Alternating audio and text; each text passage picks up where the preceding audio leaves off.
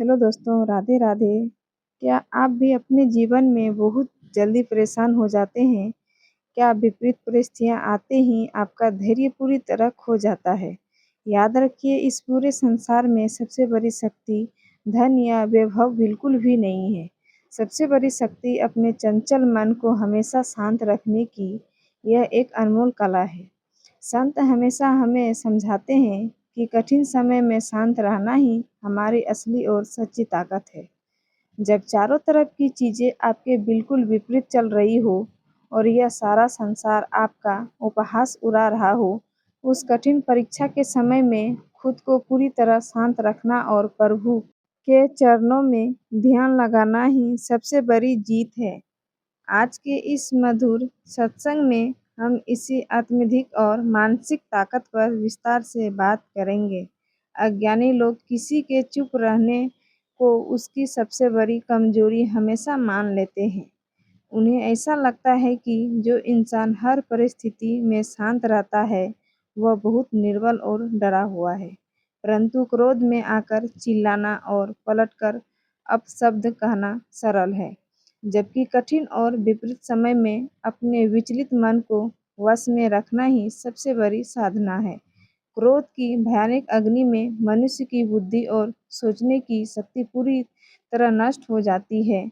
जब आप भीतर से शांत होते हैं, तभी आपको प्रभु की असीम कृपा और जीवन का सही मार्ग दिखता है। संत कबीर जी ने इस विषय पर एक बहुत ही सुंदर बात कही है। गाली आवत एक है, उलटत होय अनेक।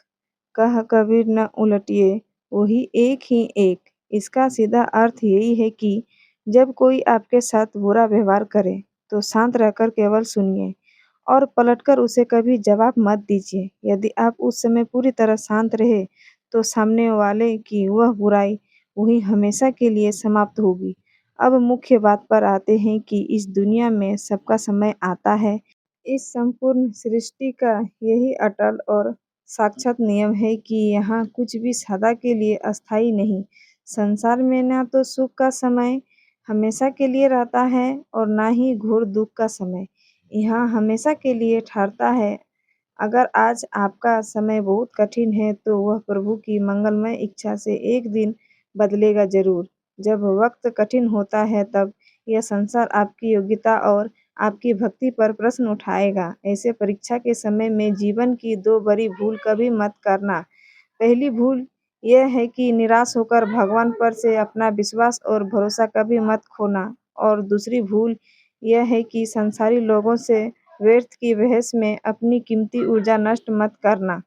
सच्चा भक्त भली भांति जानता है कि यह बुरा वक्त भी एक दिन चुपचाप बीत जाएगा। वे अपनी सकारात्मक ऊर्जा को लोगों से बहस करने में व्यर्थ बिल्कुल भी नहीं बहाते हैं। वे चुपचाप एकांत में बैठकर भगवान का नाम सिमरन करते हैं और अपने कर्म पर ध्यान देते हैं।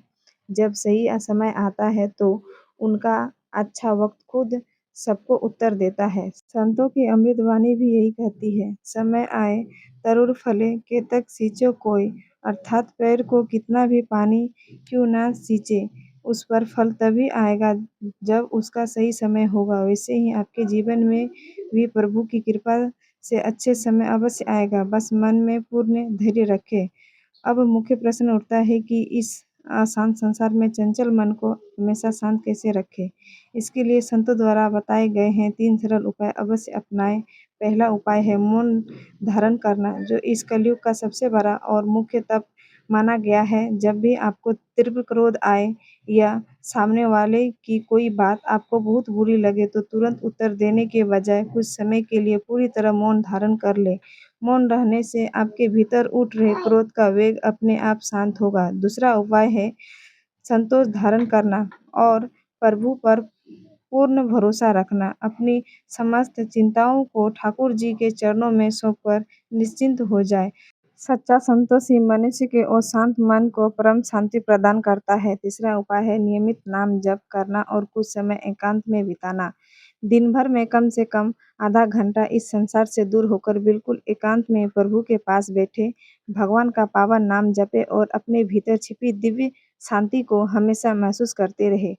दोस्तों, इतिहास साक्षी है कि अंतिम विजय सदा उसी की होती है जो भीतर से पूरी तरह शांत है। चुपचाप बिना किसी बाहरी शोर के भगवान का स्मरण करते हुए अपना सत्यकर्म निरंतर करते रहिए। जब आपका धैर्य और आपकी सच्ची भक्ति पूरी तरह फलीभूत होगी, तो उसकी दिव्य गूंज यह पूरी दुनिया अपने आप सुन लेगी। अगर आपको संतों के यह अनमोल विचार अच्छे लगे हो तो इस वीडियो को पसंद और साझा करें। कमेंट बॉक्स में लिखकर मुझे ज़रूर बताएं कि आपको मन शांत रखने में क्या कठिनाई आती है। मिलते हैं आपसे अगले ज्ञानवर्धक वीडियो में। तब तक प्रभु भक्ति में लीन और सदा शांत रहिए। राधे राधे। जय श्री श्याम।